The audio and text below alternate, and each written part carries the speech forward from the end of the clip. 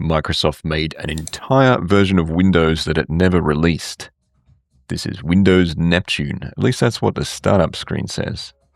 Because once it finishes booting, the operating system identifies itself as Windows 2000 Professional.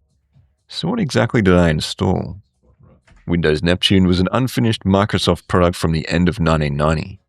It was intended to explore a consumer version of Windows built on the more dependable Windows NT and Windows 2000 foundation. It never became a finished retail product, but an early developer build numbered 5111 eventually escaped into the world. I wanted to know whether there was a genuinely different version of Windows hiding inside it, or whether Neptune was simply Windows 2000 with a new startup screen. First, I treated the installer as untrusted. I compared its hash with the result listed on VirusTotal. Nothing flagged the matching file when I checked it, but that does not magically make unfinished, leaked software safe. I used a disposable virtual machine, disabled its network connection, and kept it away from my normal files and accounts. The virtual disk was just under 10 gig, which seemed enormous for software from 1999. By the time Neptune had finished, it had used about 4.6 gig. Apparently even cancelled Windows knows how to claim a hard drive. The ISO file was tiny. How the heck did it use that much space? Then came the installation, and the first challenge was not the disk, the processor, or the memory. It was the date selector. Choosing a date from the correct century was surprisingly difficult. I eventually dragged the machine back to December 1999, where both Neptune and this calendar interface clearly wanted to be. The rest of the installation took roughly half an hour. Most of it looked exactly like a Windows 2000 installation, so I will spare you the 30 minutes of progress bars. Then after one final restart, Neptune appeared. Not subtly either. The startup screen has a giant Microsoft Neptune logo, the words under construction, a copyright date of 1999, and enough white space to open a small furniture shop. The branding continues after startup. The machine name was Neptune 3, and the start bar also insisted that this was Neptune. But underneath that branding, things became confused. The operating system name was Windows 2000 Professional, and the version was 5.0.5111. The startup screen says Neptune, the interface says Neptune, but ask the operating system directly and it answers Windows 2000.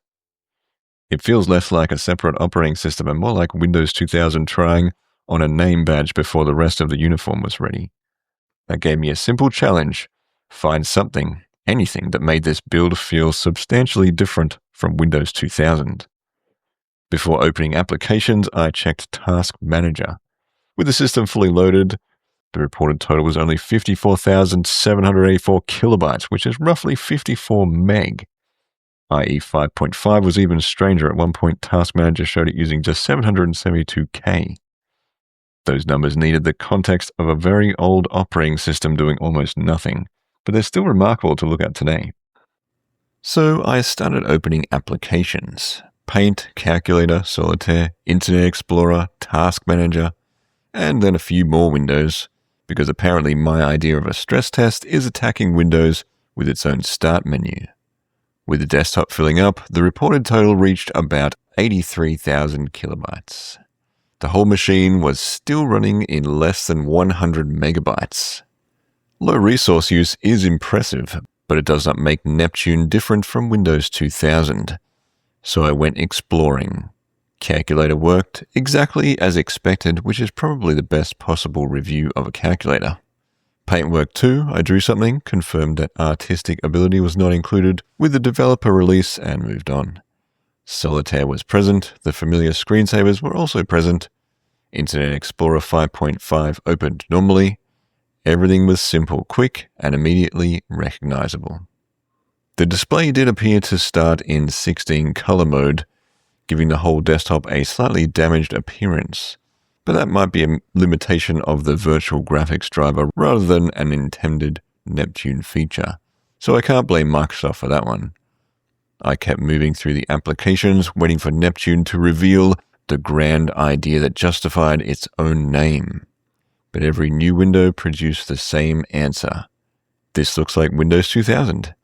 And this behaves like Windows 2000. And most importantly, it repeatedly identifies itself as Windows 2000. After about half an hour, I wondered whether I had missed something. Apart from the startup screen, the name on the start bar, and a few pieces of branding, I could not find a meaningful difference from Windows 2000. At first, that felt like a disappointing result. I had installed a cancelled version of Windows. I expected strange, unfinished features, obvious experiments, and perhaps a glimpse of an alternate future.